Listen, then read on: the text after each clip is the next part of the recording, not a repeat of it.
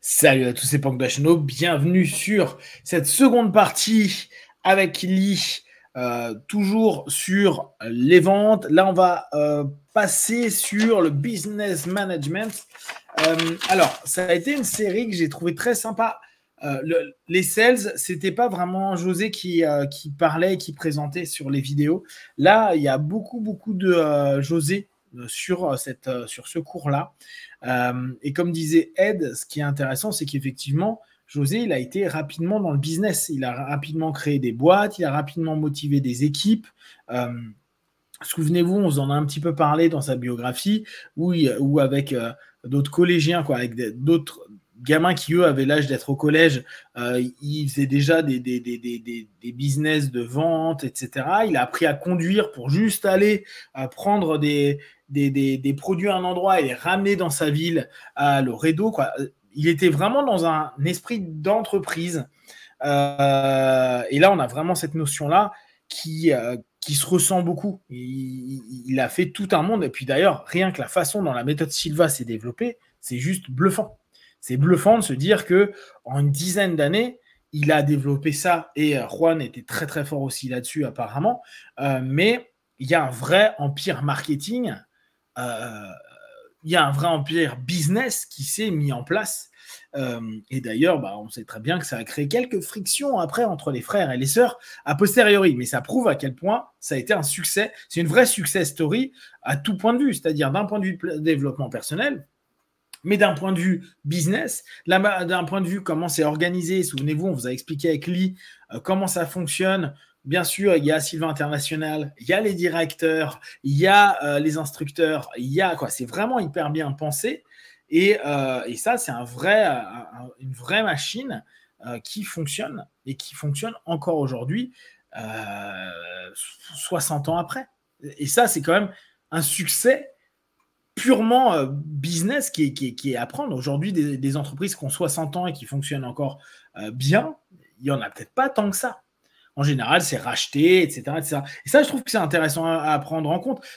Là encore, je sais que les Français, on a parfois un petit peu de mal à se dire « Oui, mais ça reste quand même du développement personnel et tout. » Oui. Mais ça reste autour de ça une machine économique incroyable. Incroyable. Qu'est-ce que, d'ailleurs, c'est quoi, toi, ton point de vue? Est-ce que tu es... Parce que moi, je suis vraiment bluffé de me dire, ouais, ça fait 60 ans qu'il y a un modèle. Ce modèle, là, on sent que ces dernières années, ils tentent de le rénover, de le marketer un peu différemment. On a vu avec Mindvalley, on a vu avec pas mal de choses. Mais factuellement, le business de dire, bon, les gars, va y avoir des directeurs, il y aura des instructeurs, après, il y aura les diplômés, après, on tente de faire communiquer, on tente de faire travailler. C'est un modèle qui existe depuis le début. Toi, tu l'as connu comme ça et ça n'a pas vraiment évolué à ce niveau-là. Non, c'était déjà tout en place au départ. Et justement, comment il a fait ça, mais lui-même, il reconnaissait que c'était presque, comment dire, un cadeau pour lui, qu'à l'âge de 5-6 ans, il était obligé de travailler pour gagner de l'argent parce qu'il s'est trouvé dans ces circonstances. Donc, pendant qu'il était toujours dans les années formatrices, il était quand même imprimé avec ce besoin d'organiser business pour qu'on pourrait survivre, en fait, et que sa famille pourrait survivre. Et puis, on voit les traces de son intuition un peu partout, je crois. Oui. Par exemple, je crois que personne à l'époque a eu l'idée de dire aux gens, mais écoute, tu peux revenir répéter gratuitement. Ouais. Je crois que c'est la première personne qui a jamais fait ça. Et tout le monde, moi je me rappelle, mon comptable m'a dit, quoi? Mais c'est idiote, tu vas perdre de l'argent, tu laisses les gens venir gratuitement, comment tu peux faire ça? Mais effectivement, lui, il savait que si les gens étaient contents, il allait en parler. Et s'il pourrait revenir, il serait encore plus content. Et ça allait les donner un booster et ils allaient continuer à être actifs dans la méthode Silva. Et comme ça allait se répandre. Et en fait, il a répondu comme ça. C'était énorme. Ouais, mais rien que ça. En fait, tu sais, moi, je suis assez passionné par tous les business models qu'on réussit et j'aime bien voir comment comment ils ont bossé, parce qu'il a créé des succursales un peu partout, et on le voit au début où ça a été avec le Mexique. D'abord, les différents États aux États-Unis, puis après, ça a été avec le Mexique, puis petit à petit, ça s'est internationalisé. Mais c'est assez génial, sa manière de faire. Il a créé des succursales un peu partout, mais en gardant, en fait, il a créé de la franchise. Il a bossé en franchise avant que la franchise soit aussi connue que un des plus grands franchisés qu'on connaît, nous, dans le monde, c'est McDonald's, mais qui a été vraiment une success story incroyable. Et quand on y pense, il a vraiment réussi à franchiser pour qu'il y ait partout dans le monde le même modèle, les mêmes mots, les mêmes textes qui soient partagés. Moi, je trouve que rien, cette idée-là, elle est absolument géniale. C'est pas tu fais ce que tu veux, c'est tu fais ce que je te dis de faire parce que t'es OK, t'as adhéré, t'aimes le principe, t'aimes le produit, t'aimes tout ça. Je trouve ça absolument génial en termes de marketing. Tu vois, c'est moins compliqué. Comme tu dis, et tu l'as dit sur la vidéo précédente, quelqu'un qui a envie de répéter, tu peux pas venir, je sais pas, tu peux faire le jour 1 et le jour 2, puis après, toi, tu travailles ou tu as autre chose à faire. C'est pas grave, dans un mois ou dans 2 mois ou dans 3 mois, il y a à nouveau, tu reviens pour le jour 3 et le jour 4, ça ne pose aucun problème. C'est stratégiquement extraordinaire. C'est une vraie réflexion business qui est excellente. Et puis après, avec chacun prend un peu d'argent à chaque fois, et Sylvain International gagne l'argent qui reste, après que tout le monde ait pris, mais ça fait tout le temps un peu d'argent pour le centre principal. Et non, en fait, c'est génial. C'est absolument génial. Moi, j'ai trouvé vraiment que c'était un business model. Quand on y réfléchissait, c'est pour ça que je te posais plein de questions, mais comment ça fonctionne, etc. Parce que je me disais, c'est bluffant d'avoir pensé à un business qui s'est aussi bien répandu, et en plus pour le bien-être des gens. Parce qu'on sent qu'il y a... en tout cas, moi, des personnes que j'ai rencontrées chez Sylva, c'est pas money, c'est quand même t'inquiète, si vraiment il y a un problème, on se débrouille, on s'arrange. Il y a toujours cette notion-là. C'est avant tout, on veut que les gens se sentent bien, mais l'argent n'est pas tabou, donc autour de ça, on évolue et on avance ensemble. Je trouve ça vraiment, vraiment bien fait. Donc, business management. J'ai jamais pensé à comparer ça à McDonald's, mais en fait, il y a des correspondances. Mais complètement. McDonald's, il y a une recette. Tu peux l'acheter. Exactement. C'est exactement la recette, c'est identique. Mais tu sais, je pensais au Big Mac. Oui, moi, je pensais au Big Mac. Big Mac, États-Unis, UK, France, je sais pas où j'aurais mangé, on va dire Japon, tu as le même truc. Et ça, c'est quand même, c'est génial, c'est de te dire, on a des produits phares, et ce produit phare, il est le même pour tout le monde. Et ce qui est cool, c'est que tout le monde parle la même langue. C'est-à-dire qu'un des gros plus quand même de la méthode, c'est, admettons que je parle espagnol, je pars au Mexique, je peux aller faire le cours et je vais pas être perdu. Même si je parle pas bien espagnol, à la limite, ça peut être un bon moyen pour moi de comprendre parce que je sais globalement ce qui va être dit, vu que je connais ça dans une autre langue. Tu vois, il y a plein d'éléments qui sont super intelligents. Je trouve ça génial.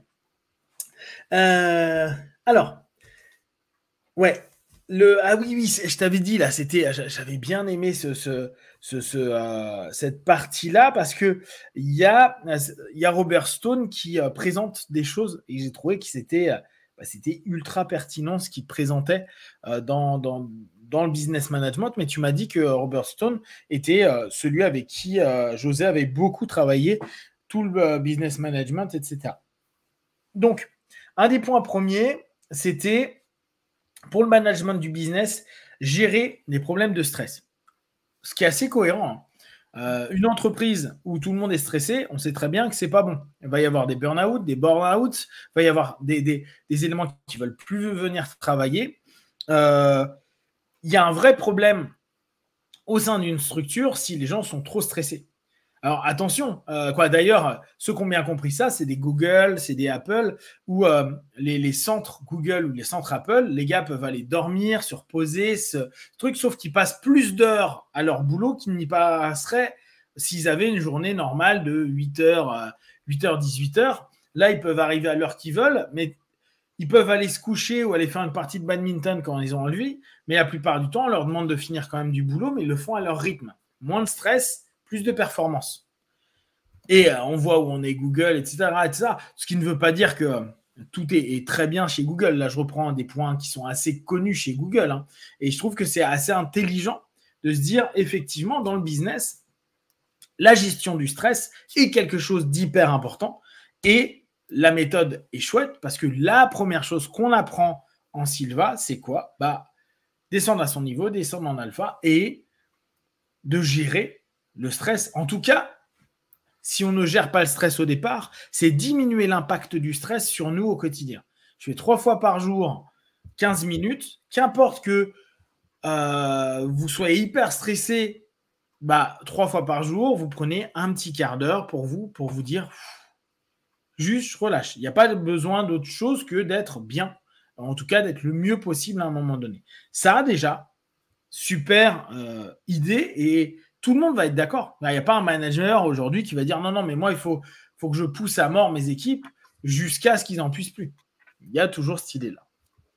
Et il mettait dedans l'importance du sens de l'humour, la mise en alpha, puis il disait il y a aussi les massages, etc., etc., etc. On est d'accord. Qu'est-ce que tu en penses, toi, comme premier? Est-ce que c'est le premier point que tu mettrais en avant pour que les gens travaillent mieux, que tu gères mieux un business ou que tu gères mieux tes employés, tes subalternes, etc. etc. J'aime pas le mot subalterne, mais tes collègues. Oui, mais c'est pour toute profession, c'est pas que le business.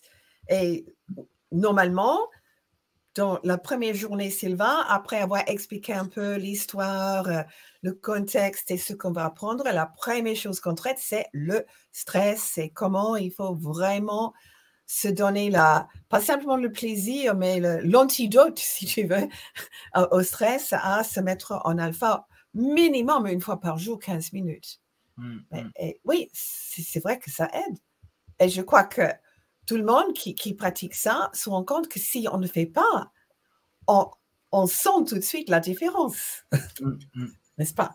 Moi, j'ai des personnes là, qui me font des feedbacks souvent avec leur boulot et qui disent bon, la sale journée, je me suis mis quand même en alpha, ça a quand même apaisé ma journée. Ça ne veut pas dire qu'ils vont passer une journée dingue, géniale, mais ils ont une journée vraiment pourrie, il leur arrive que des problèmes au boulot et ils se disent bon, ok, je vais prendre un quart d'heure, je me pose, je me barre du truc et je prends un quart d'heure et ça me permet de mieux gérer. Et juste ça, juste se dire j'ai un moyen de décompresser, un moyen de mettre à côté, un moyen de me mettre off, c'est hyper intéressant et important. Deuxième chose que j'ai trouvé intéressant, il réutilise, tu sais, la méthode pour les mots de tête. Je sais que je suis ceci, cela, et dans quelques instants, je vais faire ceci pour me sentir de mieux en mieux. Il l'utilise pour l'enthousiasme. Et je trouvais que c'était très intelligent. Il dit, oui, quand on travaille, déjà pour soi, là, on peut parler vraiment pour les indépendants ou pour les gens qui travaillent avec d'autres personnes, ou qui sont responsables d'autres personnes, le travail sur l'enthousiasme. Parce que, et Lille avait dit il y a 2-3 séances, 2-3 podcasts, un des points et un des niveaux de stress les plus importants est de faire des choses qui nous ennuient dans le quotidien. C'est-à-dire qu'on n'arrive plus à avoir d'enthousiasme et de plaisir dans ce qu'on est en train de produire, de faire, de créer et d'inventer. Donc le travail sur l'enthousiasme est quelque chose que je trouve vraiment intéressant. Et il disait, par exemple, on peut se dire, je me sens ennuyé, je veux ressentir de l'enthousiasme. Dans quelques instants, je vais respirer profondément et m'imaginer plein d'enthousiasme. 1, 2, 3, 4, 5. Je suis enthousiaste, je reviens ici maintenant. Je trouvais que c'était très malin de l'utiliser comme ça. Moi, c'est un des outils que je préfère, ces petites phrases-là, à se dire, je prends conscience de ce qui ne va pas, je sais ce que j'attends et ce que je veux. Je vais mettre en place quelque chose, allez, je le mets en place. Et j'aime bien cette construction-là en termes déjà de suggestion.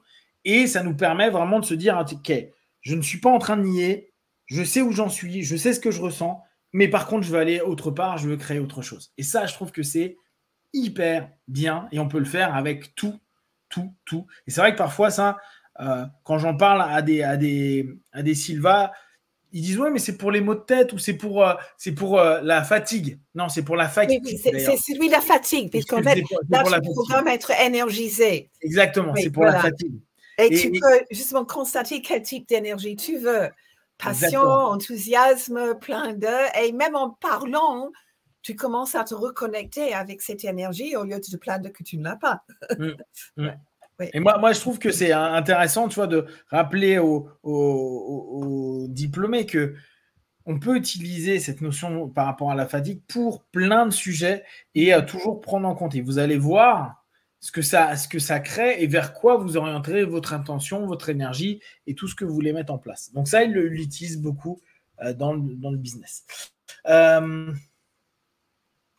Oui, alors tout à l'heure, dans les ventes, on avait quand on ne sait pas ou quand il y a une objection qui nous bloque un petit peu.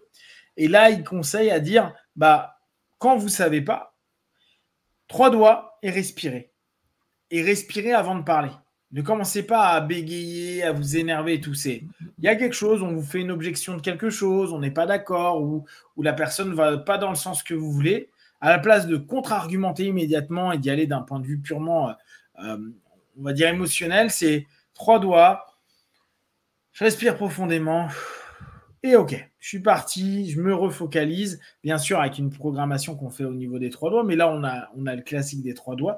Et j'ai trouvé que c'était une bonne chose de façon générale, pour n'importe qui, quand vous sentez qu'il y a une phase de stress qui arrive, prenez un temps pour respirer, prenez un temps pour vous recaler à l'intérieur de vous, vous recentrer pour pouvoir aller dans l'argumentation, dans les éléments qui sont utiles à ce moment-là. Ouais, alors après, là on revient sur les personnes qui sont, j'avais mis les gens galères, tu vois, les personnes qui sont avec qui tu travailles et qui posent problème. Parce qu'il disait, il y a toujours des gens qui posent problème. Il ne faut pas se leurrer, il y aura toujours dans toute organisation des gens qui n'ont pas le même état d'esprit, qui ne sont pas là pour la même chose que toi, qui ont d'autres attentes, qui ont d'autres problématiques. Et dit, bon, voilà, il y en a, il faut pas les nier une fois de plus. Et pensez bien, un des éléments clés de la méthode, c'est trouver des réponses et des solutions. Ce n'est pas mettre les problèmes sous le tapis. Et ça, restez vraiment conscient de ça. Vous allez avoir des problèmes. La méthode est vraiment là pour dire on cherche, on est des problem solvers, comme disent les Américains. On cherche à résoudre les problèmes. Et j'aime bien cette idée-là, de dire on est des personnes qui résolvent tout type de problématiques, ou en tout cas, on cherche les réponses. Et donc, ces personnes-là, il dit, voilà, il y a 2 manières de travailler. Les 3 scènes, on va dire, nous, le miroir de l'esprit, mais les 3 scènes aussi, pour ceux qui ont fait ultra, oui. 3 scènes. Ouais. Oui, ultra. Oui. Les 3 scènes, ou le miroir de l'esprit, ou le verre d'eau.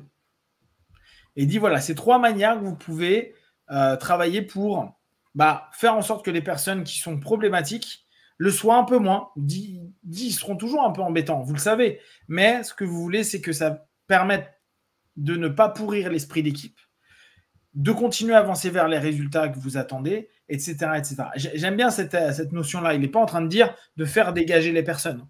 Il est juste en train de dire de faire au mieux pour que je l'intègre dans le système, dans le business, dans l'entreprise à ce moment-là. Et je trouve que ça a beaucoup, beaucoup de sens.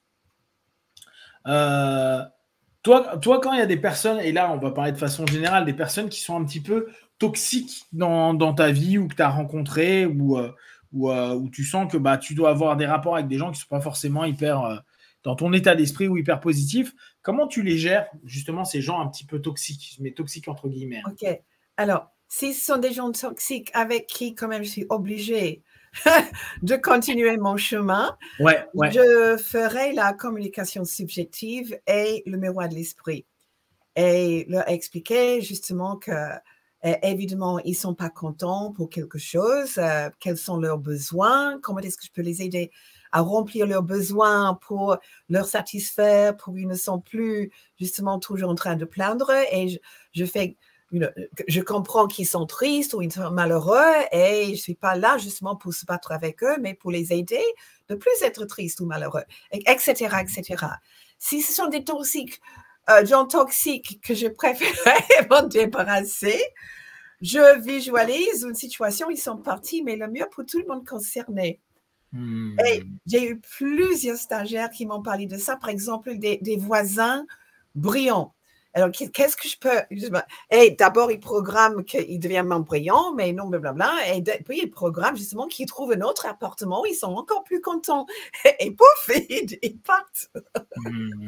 Mais pas justement, je veux me débarrasser de vous, mais que vous trouvez un autre endroit où vous pouvez faire tout le bruit que vous voulez et vous dérangez personne et vous n'avez plus de limites, etc., etc. Ouais, pensez là encore aux bénéfices des personnes qui sont là et pas juste le bénéfice que moi j'attends par rapport à.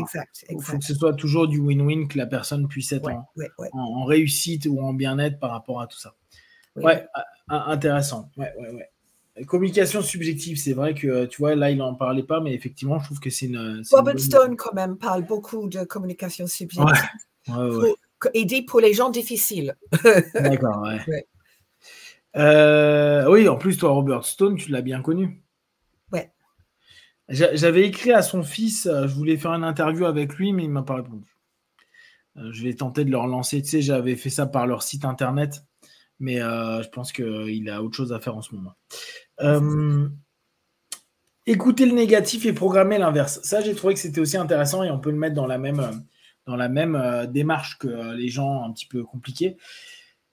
Là encore, et c'est ce que j'aime bien dans la méthode, on n'est pas dans une dynamique à se dire tout est positif, tout le monde il est beau, tout le monde il est gentil, la vie est merveilleuse et je vais faire plein d'argent ou je vais réussir mon business quoi qu'il arrive. Il y a toujours prenez en compte la réalité. Et j'insiste dessus parce que beaucoup de personnes qui sont dans la méthode vont dire oui, mais je vais parler à la personne de façon subjective ou je vais faire un miroir de l'esprit ou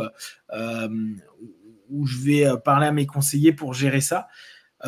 Mais il y a un moment ou un autre, il faut admettre que les choses peuvent être négatives, point. Et se poser. Et c'est en ça où moi je trouve le miroir de l'esprit vraiment pertinent.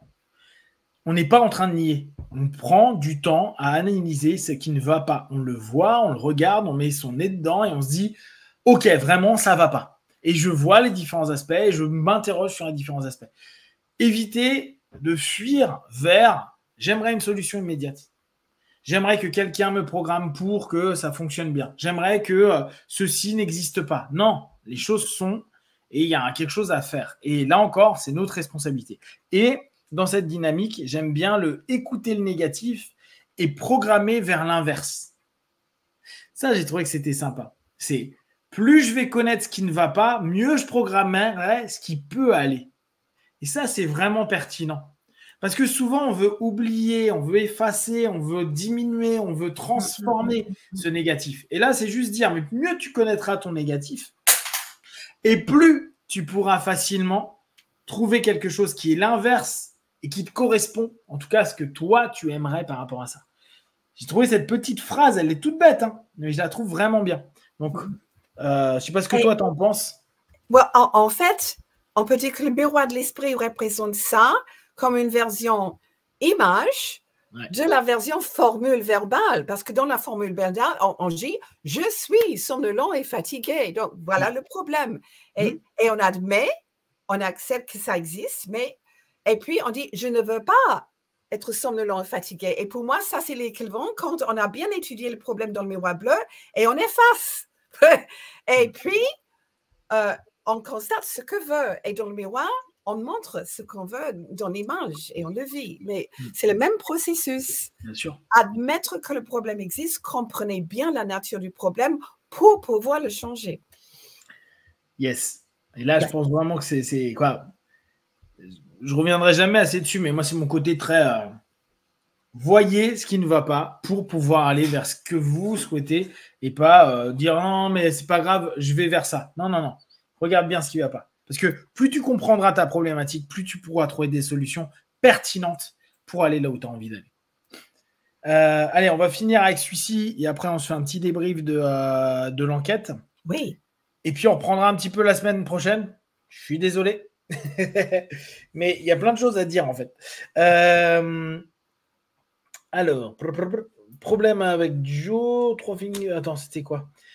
Oui, ça j'ai bien aimé. Donc, on en a un peu parlé la semaine dernière. C'était quand il y a des problématiques avec certaines personnes ou dans certaines situations, poser la question aux experts. Donc, on revient aux conseillers, mais n'hésitez pas à aller vers des personnes qui sont modélisées, que vous avez modélisées, ou des personnes. Alors, je ne sais plus, la dernière fois, je faisais une programmation. Alors, je ne sais plus c'est laquelle, vu que j'en fais 15 000 avec tous les cours là, qui était une programmation avec mon mentor que je mentalisais et après aller lui parler. Donc, c'est comme les conseillers, mais en expertise par rapport à quelque chose, à un point donné, un point spécifique. Donc, c'est vraiment, on va dire, le conseiller spécialisé. Quand vous avez une problématique technique, pensez vraiment aller vers les experts. Nous, c'est ce qu'on ira plutôt dans le labo et d'aller dans une dynamique objectif versus subjectif. Donc, toujours se dire objectivement qu'est-ce qu'il y a, qu'est-ce que je peux créer d'un point de vue subjectif et qu'est-ce que je peux ramener dans l'objectif et tout ça, le faire au quotidien et surtout le soir pour être vraiment le plus en phase entre ce qui a besoin d'avoir une réponse, un élément en interne avec l'expertise. Vous pouvez même faire, là ça me vient comme ça, mais faire le verre d'eau ou travailler sur les rêves. Le travail sur les rêves peut vraiment aider, notamment pour avoir une discussion avec les experts ou avoir une idée via les experts dans les rêves à un moment donné. Ça peut vous donner, notamment sur les problématiques, des vraies réponses et des réponses hyper pertinentes parce que vous avez orienté votre esprit vers cette dynamique-là. Est-ce que toi, ça te parle? Est-ce que tu as d'autres choses à rajouter à ce sujet-là? Non, je crois que tu as bien résumé là. Super. Yes. On va juste faire un petit retour sur l'enquête. Alors, on vous remercie déjà de répondre. C'est chouette. La semaine dernière, je ne sais plus à combien on était à près de 200, je crois. Et là, on est à près de 300. On a 292 retours. Donc, n'hésitez pas, si vous connaissez du monde Sylva, à leur partager, parce que nous, ça nous donne de plus en plus d'infos et les choses changent. Et ça, j'aime bien. Ça commence à nous donner une visibilité qui, je pense, va être pertinente. C'est pour ça qu'il nous faut encore et encore et encore. On relancera encore, je vais relancer un petit peu tout ça, parce que je pense que plus on aura de monde et plus on sera vraiment pertinent sur les retours. Ouais. Donc, on revient. Quand avez-vous étudié la méthode la première fois? La majorité, c'est plus de 20 ans, à 52,4%. Et sinon, deuxième, c'est entre 10 et 20 ans. Donc, ce qu'on avait dit la dernière fois, je pense qu'il y a une vraie réflexion à voir comment toucher des personnes plus récemment, comment on peut les toucher. C'est ce qu'a essayé de faire Laura pendant un moment en divisant toutes les choses. Mais je pense que la problématique serait plutôt, c'est mon avis actuel, manque sur les réseaux sociaux. Je pense que la dynamique des réseaux sociaux, ça touche une autre tranche de la population qui aujourd'hui semble pas touchée forcément par la méthode. Alors, avez-vous répété le séminaire? À 67,8%, oui. En général, au moins une fois à 30%, sinon 2 fois à 23%. Avez-vous été satisfait? À 99%, c'est le cas des apports du séminaire de base. Utilisez-vous régulièrement les techniques? Oui, à 72%.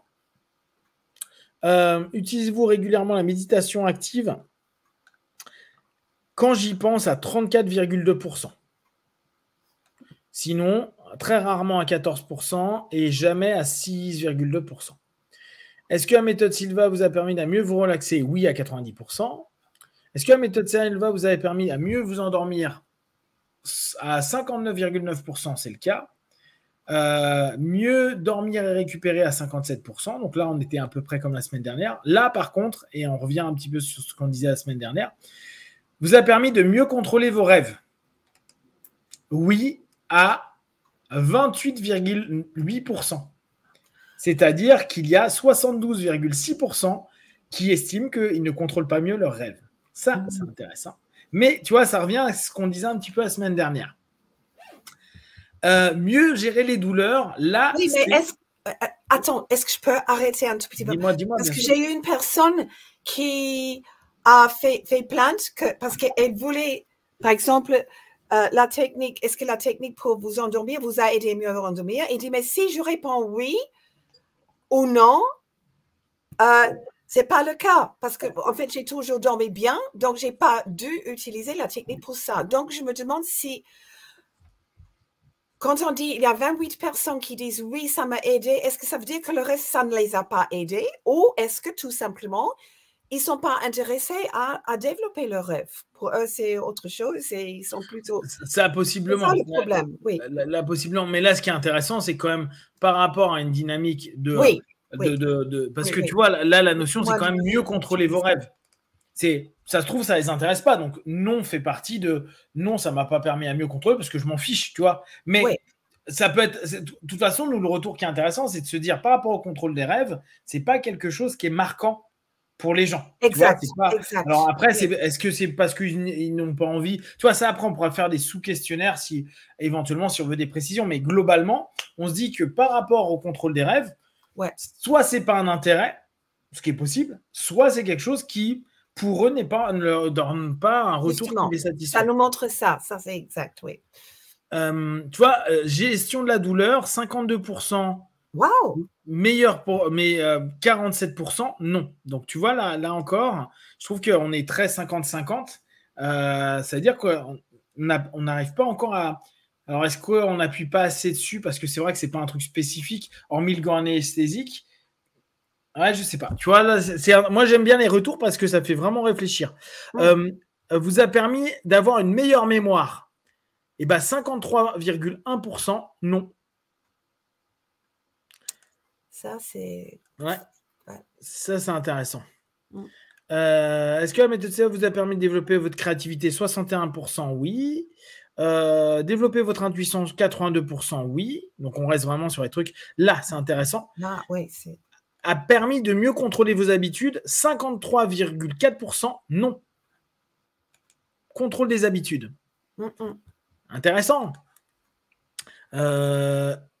Meilleure confiance en vous, 78,4% oui. Après, là, on est quasi en 50-50 qui est est-ce que la méthode Silva vous a permis de développer des compétences sociales? 53% oui, 47 non. Est-ce que la méthode Silva vous a permis de développer plus d'enthousiasme? 69,2% oui. Méthode Silva vous a permis de développer une meilleure image de vous-même, 69,9%, ce qui est plutôt cool. Développer des aptitudes à visualiser et imaginer, 87,7%, ce qui est quand même chouette. Permis d'être plus satisfait de vous-même, 71%. Permis d'être moins négatif vis-à-vis de vous-même, 68% oui. Et après, bon, on est toujours technique préférée, relaxation alpha, 3 doigts pour l'instant. Hop, et il y a plus de femmes que d'hommes. Voilà. J'ai trouvé ce feedback intéressant parce que tu vois, on commence à avoir des tendances et c'est pas que oui. Et tu vois, c'est ça que j'aime bien dans ce type de notion-là parce que nous, on est complètement là-dessus, on prend vraiment brut les retours. Alors, chose importante, beaucoup de gens qui ont plus de 20 ans de retour et c'est la majorité des personnes qu'on a. Donc ça, c'est quand même assez intéressant. Il y en a qui le font peut-être plus. Donc il y a aussi toute cette notion-là qui est intéressante. Mais je trouve que c'est chouette parce que ça nous permet de savoir, tiens, ce vers quoi on doit peut-être réfléchir, qu'est-ce qu'on doit peut-être plus appuyer sur des cours pour certains. Puis après, tout simplement, il y en a, c'est pas leur demande. Hein. N'oublions pas, c'est un pack de plein de techniques sur plein de sujets, mais tout le monde n'est pas intéressé par tous les sujets. Mais tu vois, je trouve que ça donne vraiment des retours sympas. Et c'est vrai que plus on en aura. Ouais, exactement. Et tu vois, c'est cool parce que ça nous met à jour un petit peu par rapport à peut-être aux besoins. Ça se trouve, dans les années 70, le travail sur le rêve était quelque chose d'hyper important. Alors qu'aujourd'hui, peut-être qu'on. Tu sais, il y avait plus de psychanalystes qui parlaient des rêves, alors qu'aujourd'hui, peut-être que c'est moins important. Je ne sais pas. Mais il y a des vraies réflexions à se poser et je trouve que c'est chouette. Donc, si vous avez. Pour nous, c'est bon qu'on a des surprises. Bien sûr. On n'a pas justement des idées reçues en quoi que tout le monde. Donc, une enquête comme ça, je suis vraiment reconnaissante que tu l'as fait. Oui, c'est top. Ça nous aide vraiment à comprendre direct du sujet, façon anonyme, sans nous faire plaisir. Comment ça fonctionne vraiment pour eux. C'est excellent. Oui, ouais, non, c'est top. Donc vraiment, n'hésitez pas, si vous connaissez des copains Silva qui ne l'ont pas encore rempli, n'hésitez pas à leur envoyer pour qu'ils remplissent vraiment, ça prend 3 minutes. Je pense que Lee le relancera certainement dans une de ses newsletters à un moment donné. N'hésitez pas, nous, plus on aura de retours, plus on pourra faire déjà des retours sympas et faire des retours croisés, c'est-à-dire entre les âges, les trucs, les machins, il y a plein de choses qu'on va pouvoir faire. Et puis, plus on aura, et plus ce sera sérieux, et plus on pourra l'envoyer à Silva International, où moi, vraiment, j'aimerais qu'il l'envoie, on le traduit en anglais, hein, ça nous prendra 10 minutes, et comme ça, on aura peut-être un espèce de truc international où là, on pourra avoir une réflexion macro qui est hyper importante. En tout cas, moi, je trouve que c'est important pour le système. Voilà. Est-ce que tu as des petites choses à rajouter pour conclure? Non.